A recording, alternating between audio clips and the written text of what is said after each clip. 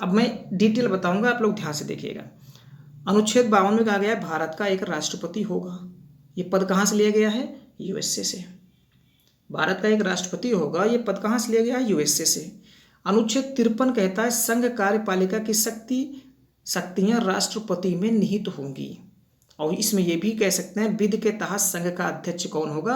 राष्ट्रपति होगा। लेकिन एक्चुअल में इसका शक्ति किसके पास होती है? पीएम के पास होती है। लेकिन संवैधानिक रूप से देखा जाए, विधिक रूप से देखा जाएगा तो इसका अध्यक्ष कौन होता है? राष्ट्रपति होता है।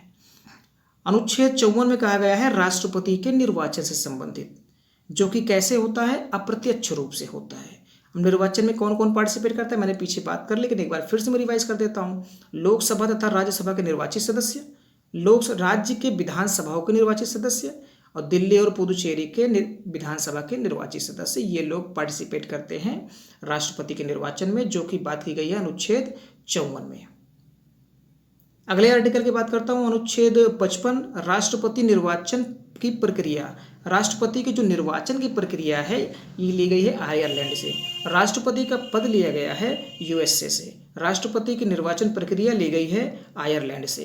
अब सिस्टम क्या है? एकल संक्रमणीय अप्रत्यक्ष मतदान प्रणाली द्वारा। अप्रत्यक्ष रूप से होता है लेकिन एकल संक्रमणीय होता है, प्रेफरेंस अकॉर्डिंग होता है राष्ट्रपति और उपराष्ट्रपति दोनों का इलेक्शन। तो 55 में किसकी बात की है? राष्ट्रपति के निर्वाचन से संबंधित।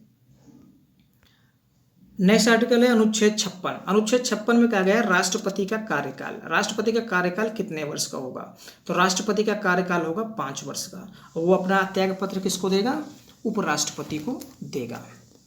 अनुच्छेद 57 ये कहता है कि राष्ट्रपति के पुनः निर्वाचन का प्रावधान है, मतलब एक व्यक्ति एक से अधिक बार राष्ट्रपति का चुनाव लड़ सकता है। ये प्रोविजन किया गया है अनुच्छेद 57 में।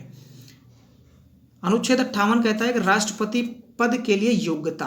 अब राष्ट्रपति बनने के लिए, राष्ट्रपति पद के लिए क्या योग्यता होती है, आइए थोड़ा देख लेते हैं। वह भारत का नागरिक होना चाहिए, उसकी न्यूनतम उम्र 35 वर्ष हो और किसी भी लाभ के पद पर ना हो और लोकसभा सदस्य बनने की योग्यता रखता हो।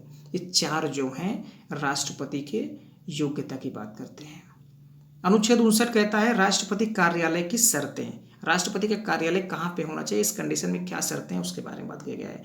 राष्ट्रपति में इसमें बात की गई है राष्ट्रपति कार्यालय राजधानी तथा सुप्रीम कोर्ट के पास होना चाहिए। राष्ट्रपति किसी भी सदस्य नहीं हो सकता, किसी भी सदन मतलब किसी भी का सदस्य लाभ वाले पद पर नहीं हो सकता है। वेतन तथा भत्ते में कोई कमी नहीं की जा सकती है। वह सरकारी आवास तथा यात्रा भत्ते का भोगी होगा। सरकारी आवास मिलेगा और यात्रा भत्ता मिलेगा, सब कुछ अवेलेबिलिटी रहेगी किसके लिए? राष्ट्रपति के लिए। बात की गई अनुच्छेद 59 में। अनुच्छेद 60 कहता है राष्ट्रपति के शपथ में। अब राष्ट्रपति को शपथ कौन दिलाता है? तो chief justice of India, Bharat का मुख्य न्यायाधीश राष्ट्रपति को शपथ दिलाते हैं। अनुच्छेद 61 बात करता है राष्ट्रपति के महाभियोग के बारे में। राष्ट्रपति को उसके पद से हटाने की जो प्रक्रिया है वो किस में बात की गई है? अनुच्छेद 61 में बात की गई है। नेक्स्ट बात करते हैं अनुच्छेद 62 कह रहा है कि राष्ट्रपति का पद रिक्त होने पर पुनः 6 माह के अंदर भर जाना चाहिए। राष्ट्रपति मान लो किसी भी कंडीशन, बस मान लो उसको महाभियोग से हटाया जा सका या बीच कार्यकाल के दौरान मृत्यु हो गई, किसी भी कंडीशन में अगर ऐसी कंडीशन आती है